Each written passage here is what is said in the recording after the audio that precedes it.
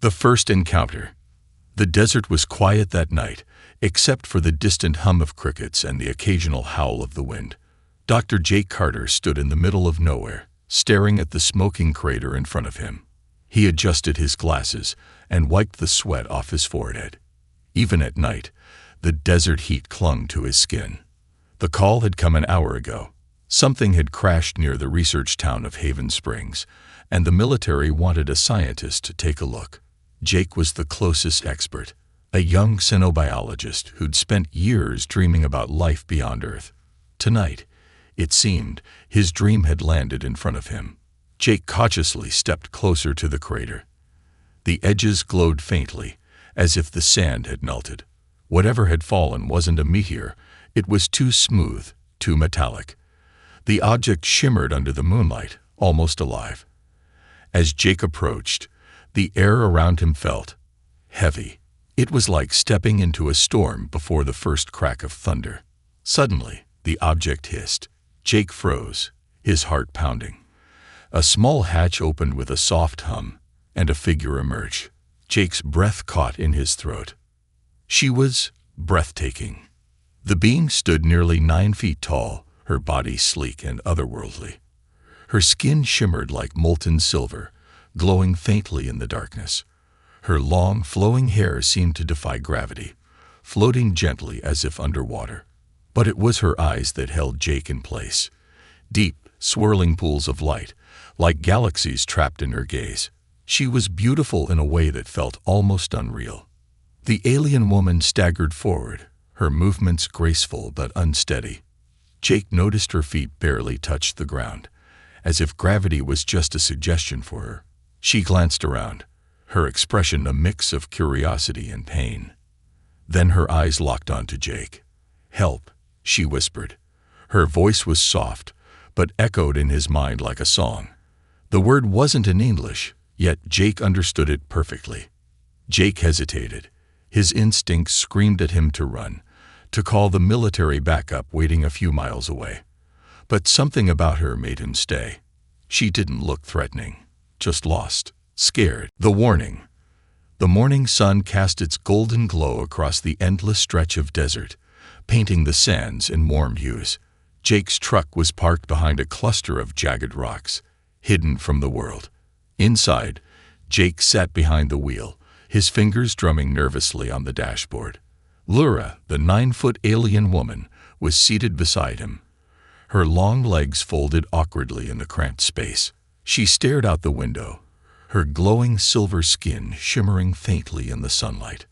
"Your people hunt me," she said, breaking the silence. Her voice was calm, but there was an edge to it, a sadness Jake couldn't ignore. Jake glanced at her. "They're not my people. I mean, not the ones chasing you. The military, they don't ask questions. They see something they don't understand, and they shoot first." Lura turned to face him, her galaxy-filled eyes narrowing. "And you? Do you not fear me?" Jake hesitated. He couldn't deny that being near her felt strange. The air around her seemed alive, charged with some kind of invisible energy. Every time she moved, it sent a shiver down his spine, like standing too close to a lightning storm. And yet there was something undeniably human in the way she spoke, the way she looked at him. "I don't know what to think," he admitted, "but I don't believe you're here to hurt us. You wouldn't be hiding if you were." Lura tilted her head, studying him. "You are different. Most of your kind would run, or try to control me. But you stayed." Lura shook her head. "That was nothing. The true danger is my touch, my kiss. It is a weapon, one I cannot control." Jake felt a chill run down his spine. "Your kiss?" Lura nodded. "It is how my people fought. A single touch from me can destroy. I do not wish to harm your kind, but I cannot stop it." Jake stared at her, a mix of fear and fascination in his eyes. "Then why are you here? Why come to Earth if you know you're dangerous?" Lura looked at him, her glowing eyes filled with sadness. "Because my world is gone. And now so am I." Her words hung in the air, heavy with meaning. Jake didn't know what to say.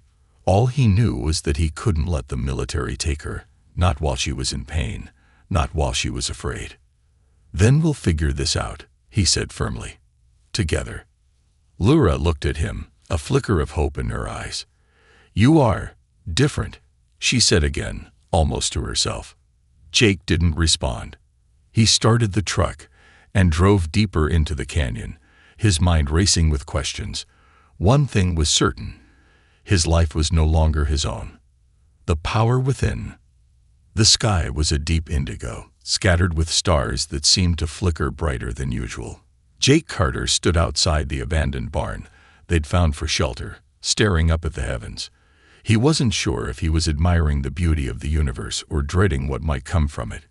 Inside the barn, the 9-foot alien woman, Lura, rested in the corner, her glow faint but steady. Jake ran a hand through his hair, his nerves frayed. "What am I doing?" he muttered to himself. He was a scientist, not a fugitive. And yet, here he was, hiding an extraterrestrial being while the military scoured the desert for them. His thoughts were interrupted by a low hum, like the sound of distant thunder, but sharper, more alive. Jake turned to see the barn's wooden walls vibrating. He rushed inside, his pulse quickening.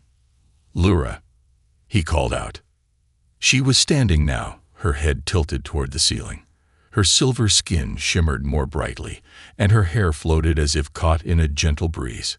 Her eyes, those swirling galaxies, were fixed on something Jake couldn't see. "Lura, what's happening?" Jake asked, his voice rising. She turned to him slowly, her expression unreadable. "They are coming," she said softly. Jake froze. "The military? Already? How did they find us?" Lura shook her head. "Not them.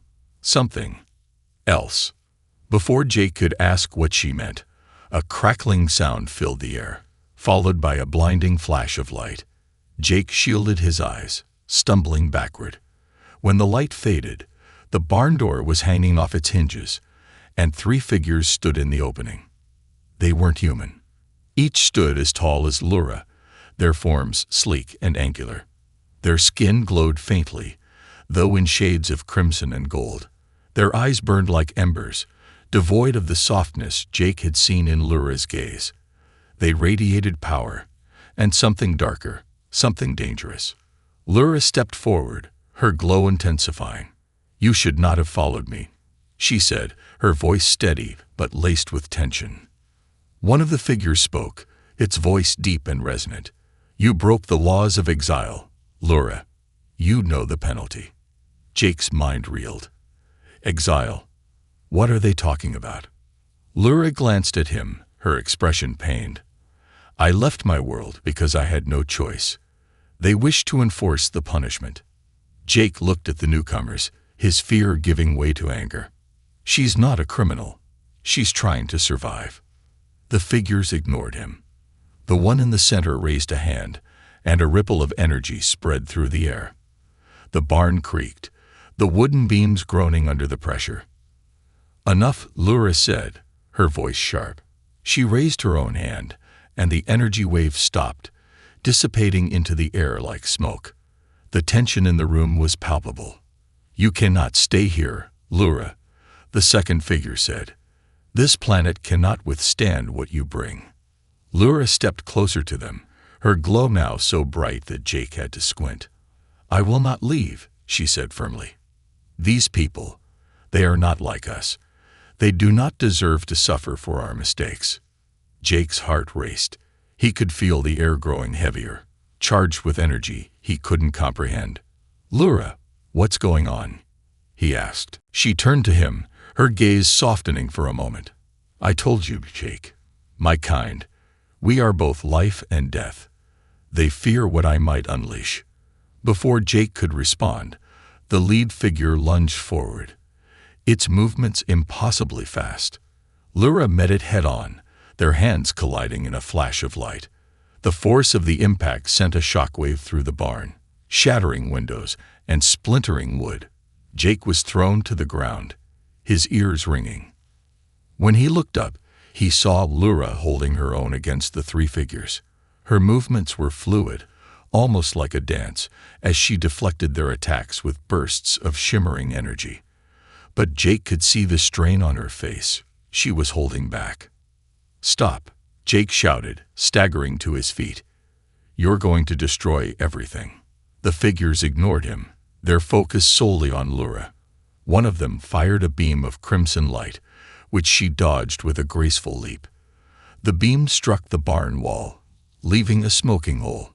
Jake grabbed a piece of broken wood, desperation driving him.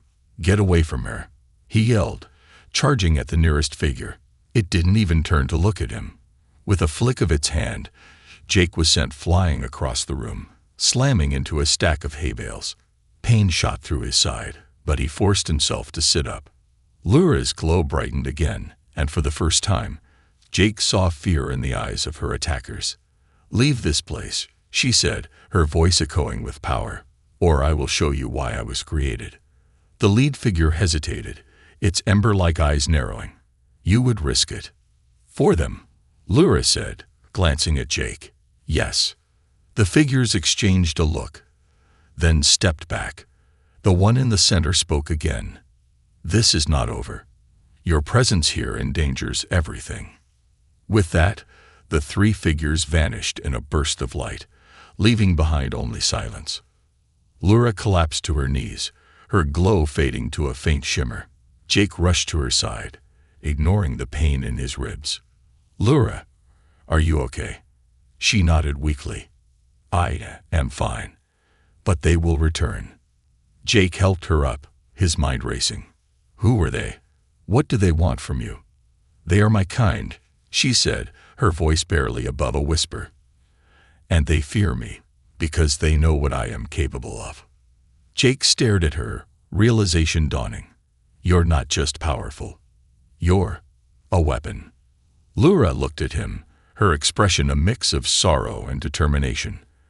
"I was created to protect, but in the wrong hands, I could destroy. That is why they will never stop." Jake took a deep breath, his resolve hardening. "Then we won't let them. Whatever it takes, we'll find a way to stop them, and to keep you safe." Lura's gaze softened, and for the first time, she allowed herself a small, grateful smile. "You are different, Jake Carter. Perhaps that is why I trust you." The chase. The wind howled through the canyons, carrying the sharp scent of dust and fear. Jake gripped the steering wheel of his battered truck, his knuckles white as he swerved around jagged rocks. The roar of engines echoed behind him. Military vehicles were closing in fast. In the passenger seat, Lura sat motionless, her glowing skin flickering faintly like a dying star. Her breathing was slow but deliberate, as if she were saving every ounce of her energy. "They're not going to stop," Jake said, glancing at the rearview mirror. He could see the faint glint of headlights bouncing through the rocky terrain. "They've got helicopters, drones, everything. How do we get out of this?" Lura didn't respond. She stared straight ahead, her galaxy-filled eyes unfocused. Jake had seen her fight. He knew what she was capable of. But she hadn't used her powers since the encounter with her own kind 2 days ago. She was holding back, and he didn't know why. "Lura," he shouted over the roar of the engine, "I need you to snap out of it. If you don't do something, we're not making it out of here." Her gaze shifted to him, and for a moment, he thought he saw guilt in her expression. "If I use my power again," she said softly, "your world may not survive." Jake tightened his grip on the wheel. "Well, if they catch us, you definitely won't survive. So unless you've got a better plan, now's the time to share." The truck jolted as a bullet ricocheted off the rear bumper. Jake cursed under his breath. The military wasn't playing around anymore. "I will not let them harm you," Lura said suddenly. Her voice was calm, but there was an edge of finality to it. Jake's stomach twisted. "What does that mean?" Before she could answer, the truck skidded to a halt as the road ahead disappeared into a steep drop. Jake slammed on the brakes, the tires screeching against the rocky ground. The truck came to a stop just inches from the edge of the canyon. Behind them, the military vehicles fanned out, blocking any chance of retreat. Soldiers spilled out, their weapons trained on the truck. A helicopter hovered overhead, its spotlight blinding Jake as it illuminated the scene. "This is your last warning." A voice boomed from a loudspeaker. "Step out of the vehicle with your hands up." Jake looked at Lura, his heart pounding. "We're out of options." Lura's glowing skin brightened, and the air inside the truck grew heavy. Jake felt the pressure in his chest, the same sensation he'd felt when she'd fought off her pursuers before. "I can give you time to escape," she said, her voice steady. "But you must go. Do not look back." Jake shook his head. "No, I'm not leaving you." Lura placed a hand on his arm, and he felt the familiar surge of warmth that always accompanied her touch. "You are brave, Jake Carter," she said softly. "But bravery will not save us both." Before he could argue, she opened the truck door and stepped out. The soldiers shouted commands, but she ignored them. Standing tall, her silver skin now blindingly bright, she raised her hands. Jake watched, frozen, as the soldiers opened fire. The bullets didn't reach her. They stopped midair, hovering like droplets of water caught in a web of light. Lura's glow intensified, and with a wave of her hand, the bullets disintegrated into ash. The soldiers hesitated, their fear palpable. One of them shouted into a radio, calling for reinforcements. Lura took a step forward, and the ground beneath her feet began to tremble. Cracks spread through the earth, and the soldiers stumbled, struggling to maintain their footing. The helicopter above them swayed, its spotlight flickering. Jake's instincts screamed at him to run, but he couldn't tear his eyes away. Lura was magnificent and terrifying, a force of nature that defied comprehension. He knew she wasn't doing this to hurt anyone. She was giving him a chance to escape. But at what cost? "Lura, stop," he shouted, stepping out of the truck. "You don't have to do this." She turned to look at him, her expression filled with sorrow. "They will not stop chasing me. I must end this." Before she could unleash whatever power she was holding back, Jake ran to her, grabbing her arm. The moment his hand touched her skin, a shockwave of energy rippled through the air. Lura gasped, her glow dimming for a moment as she staggered back. "What are you doing?" she asked, her voice trembling. "I'm not leaving you," Jake said firmly. "Whatever happens, we face it together." The soldiers took advantage of the distraction, launching a stun grenade. It exploded nearby, and Jake felt his ears ring as the world blurred around him. He fell to his knees, struggling to stay conscious. Through the haze, he saw Lura raise both hands. The energy around her pulsed, growing brighter and brighter. But then she hesitated, her eyes locking onto Jake. "You give me hope," she whispered. With a final burst of energy, she created a barrier of light between them and the soldiers. The earth shook violently, and the canyon walls began to collapse. Dust filled the air as the military retreated, their shouts fading into the distance. When the dust settled, Jake found himself alone with Lura. The barrier had vanished, and she stood before him, her glow faint but steady. She looked exhausted, but she smiled, a small, tired smile that spoke volumes. "You stayed," she said, her voice barely audible. Jake nodded, his throat tight. "Of course I did." Lura placed a hand on his cheek, her touch warm and reassuring. "Then perhaps there is a future for us after all." In the distance, the sound of approaching helicopters reminded them their fight wasn't over. But for now, they had survived. Together, the kiss. The cabin was silent except for the crackle of the fireplace. Jake sat at the edge of the worn wooden table, staring at the cup of coffee in his hands. The night was cold, and the shadows of the forest outside danced on the walls. Across the room, Lura sat by the window, her towering frame barely fitting into the chair. Her silver skin reflected the firelight, making her seem even more otherworldly. Jake couldn't shake the feeling that something had changed. Lura was quieter than usual, her gaze fixed on the moonlit forest outside. He knew she was exhausted, both physically and emotionally. But there was something else, something she wasn't telling him. You haven't said a word since we got here, Jake said, breaking the silence. Are you okay?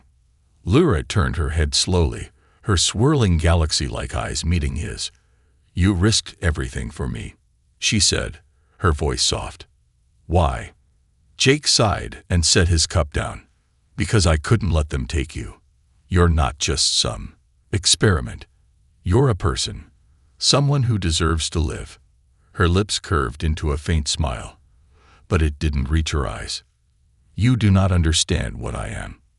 Jake frowned, leaning forward. Then tell me, you keep saying you're dangerous, that you're a threat to my world. But I've seen you. I've seen the kindness in you, Lyra. Whatever you think you are, I don't believe you're a monster. Lyra stood, her tall figure casting a long shadow across the room. She walked to the fireplace, her glowing skin dimming slightly. On my planet, I was created as a weapon, a last resort in a war that destroyed everything I knew. My touch, my presence, it was designed to protect, but it only brings death. Jake stood, his heart pounding. You've saved me more times than I can count. That doesn't sound like death to me. Lyra turned to him, and for the first time, there was fear in her expression. That is because I have been careful, Jake Carter. But my control is fragile. And now, because of what I've done to protect you, I am weaker. Jake stepped closer, his eyes searching hers. What do you mean? Lyra hesitated, then looked down at her hands. Your species is not like mine. Your bodies are not designed to withstand my energy. Prolonged exposure to me will harm you, whether I intend it or not. Jake felt a cold knot in his stomach. So, what? You're saying just being near you is dangerous? She nodded. Yes. And worse, if I were to touch you in a moment of weakness, it could kill you. Jake took a step back, his mind racing. He thought about all the times Lyra had protected him. The times her touch had left him breathless, his heart racing. He had written it off as adrenaline, as something he didn't understand. But now, it all made sense. That's why you've been keeping your distance, he said, realization dawning. You've been trying to protect me. Yes, she said quietly. But I fear it is not enough. Before Jake could respond, a sharp pain shot through his chest. He gasped, clutching at his heart as he stumbled backward. Lyra was at his side in an instant, her hands hovering over him, but not touching. What's happening? Jake choked out, his vision blurring. It has begun, Lyra said, her voice trembling. The energy I have shared with you is incompatible. It is harming you. Jake collapsed into the chair, his breaths shallow. Then, what do we do? How do we stop it? Lyra knelt before him, her eyes filled with sorrow. There is only one way. I must take back the energy I have given you. But to do that, I must kiss you. Jake blinked at her, his mind struggling to process her words. What? You just said that could kill me. It could, she admitted. But if I do not, your body will fail. The energy will consume you from within. Jake's heart pounded, every beat feeling heavier than the last. He looked into Lyra's eyes, seeing the pain and regret in them. And if it works, what happens to you? She hesitated. I do not know. It is a risk for us both. Jake closed his eyes, his mind spinning. He didn't want to die, but he trusted her. He trusted that she didn't want to hurt him. And if this was the only way, do it, he said, his voice barely above a whisper. Lyra's gaze softened, and she leaned closer. Her glowing hands cupped his face, and for a moment, the world seemed to stop. Her lips, warm and otherworldly, pressed gently against his.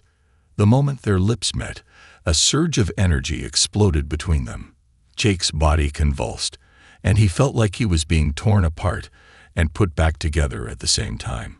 His vision filled with blinding light, and he heard Lyra cry out in pain. Then everything went dark. Jake woke to the sound of crackling firewood. He opened his eyes slowly, his body aching but alive. Lyra was sitting across from him, her glow faint but steady. She looked weaker than he'd ever seen her, but she smiled when she saw him awake. "You survived," she said softly. Jake sat up, his head spinning. "What about you?" "I am diminished," she admitted, "but you are safe. That is what matters." Jake reached out and took her hand, ignoring the faint, tingling sensation. "No. What matters is that we're both alive, and we're going to figure this out, together." Lura looked at him, a flicker of hope in her eyes. For the first time, she allowed herself to believe him. The betrayal. The underground bunker was eerily quiet, its cold steel walls reflecting the faint hum of fluorescent lights. Jake paced back and forth, his boots clanging against the grated floor. His heart was racing, not from exhaustion, but from anger.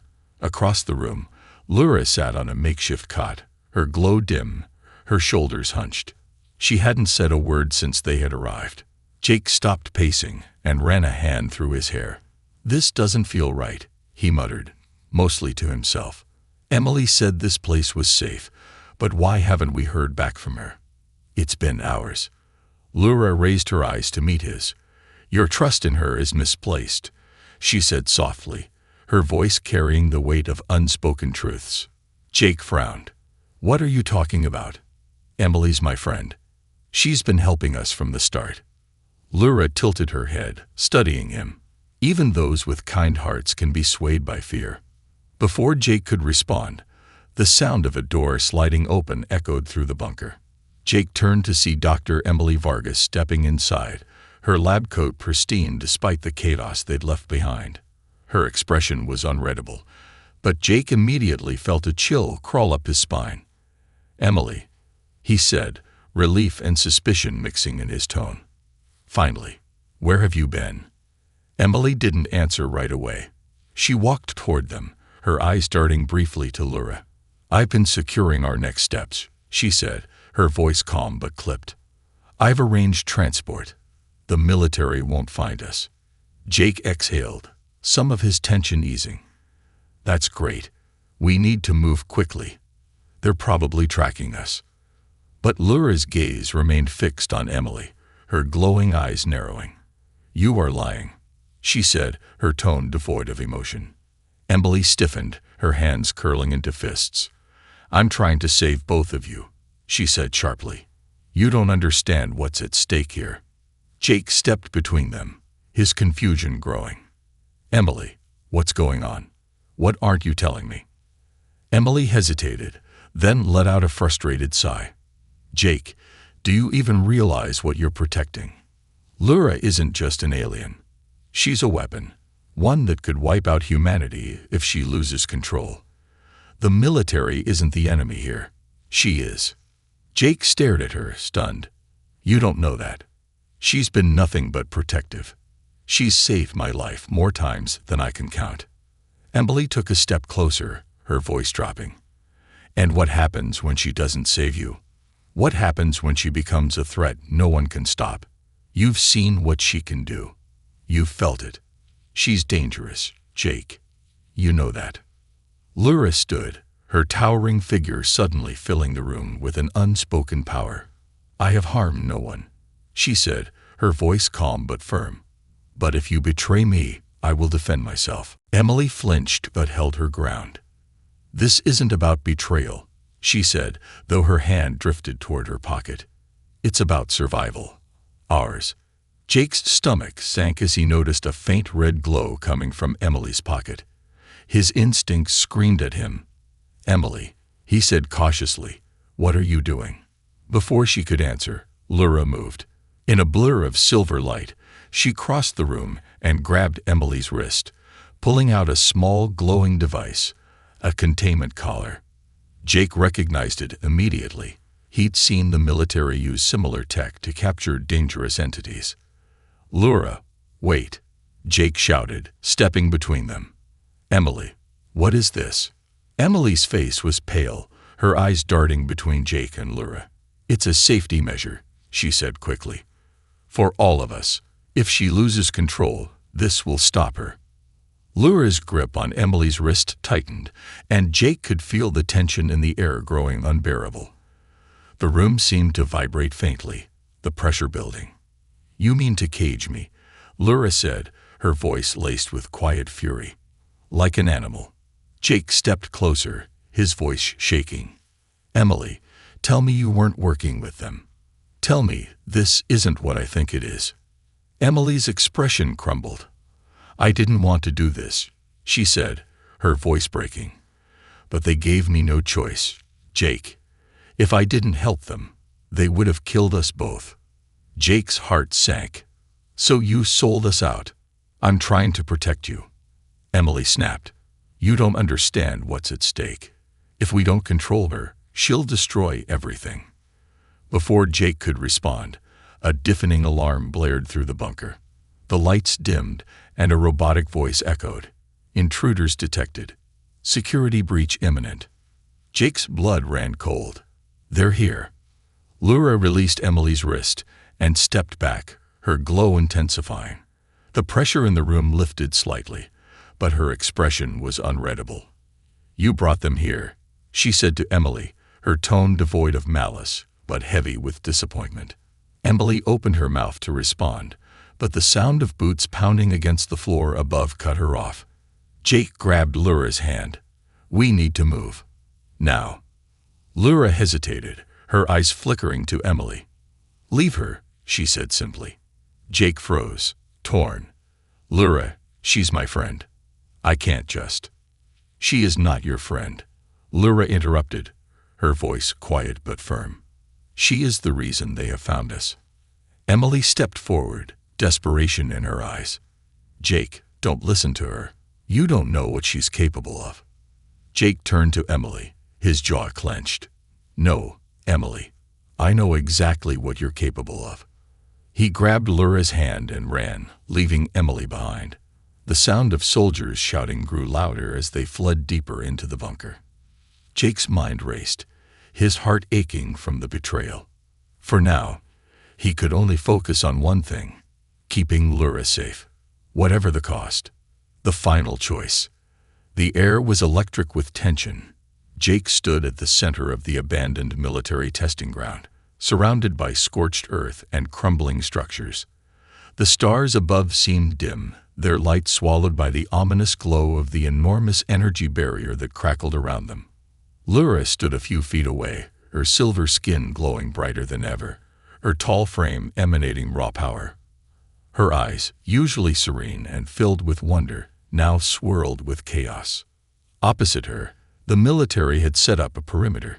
Tanks, drones, and soldiers armed with experimental weapons encircled the site. Helicopters buzzed overhead, their spotlights illuminating the field.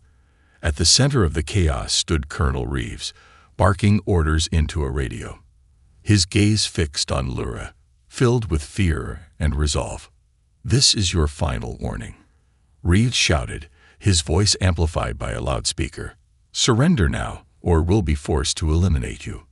Jake turned to Lyra, his chest tight with fear. "Lyra, don't do this. Please." She didn't look at him.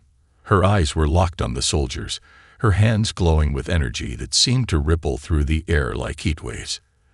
"They will not stop," she said, her voice low but steady. "Not until one of us is gone." Jake stepped closer, desperation in his voice. "Lyra, we can find another way. We always do. You don't have to fight them. They fear what they do not understand," she replied. "And fear makes them dangerous. If I do not stop them now, they will destroy everything." Jake clenched his fists. "And what about you?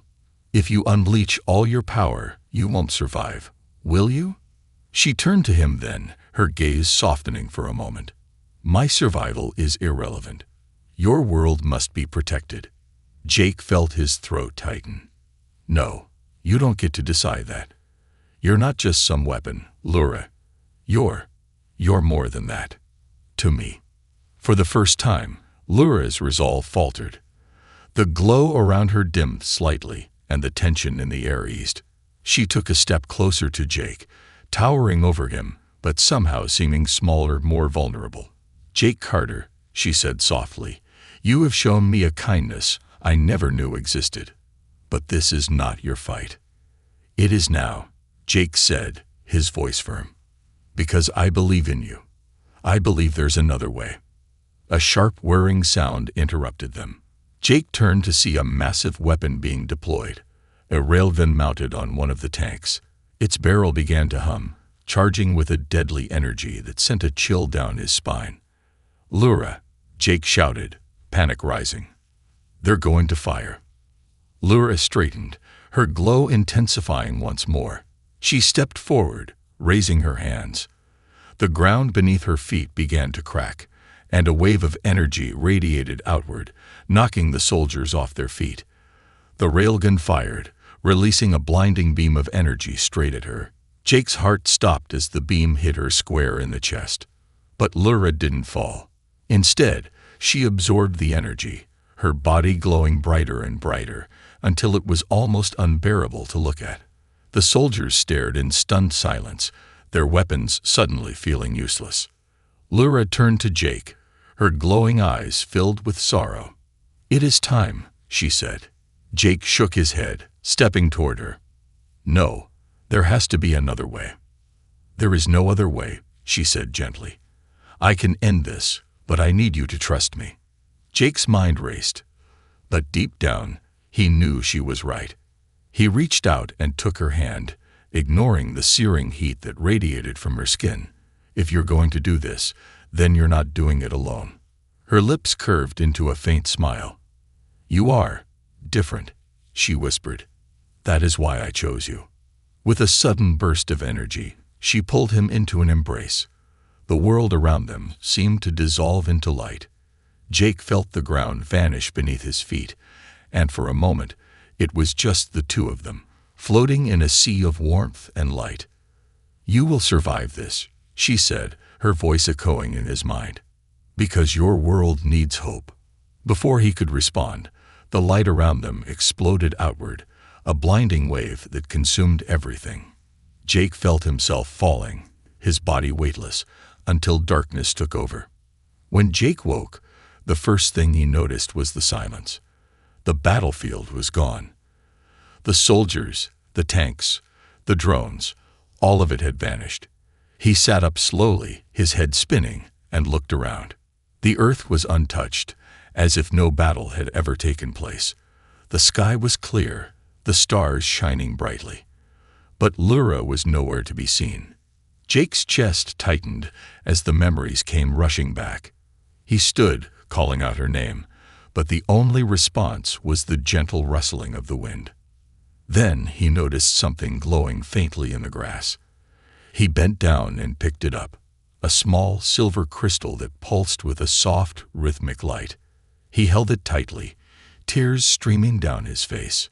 "You didn't have to do this," he whispered. "You didn't have to leave." But deep down, he knew she hadn't truly left. She had become a part of his world, her energy protecting it, her sacrifice ensuring its survival. Jake stood, clutching the crystal. "I'll make sure they remember you," he said quietly. "I promise." As he walked away, the stars above seemed to shine a little brighter, as if she were still watching, still protecting.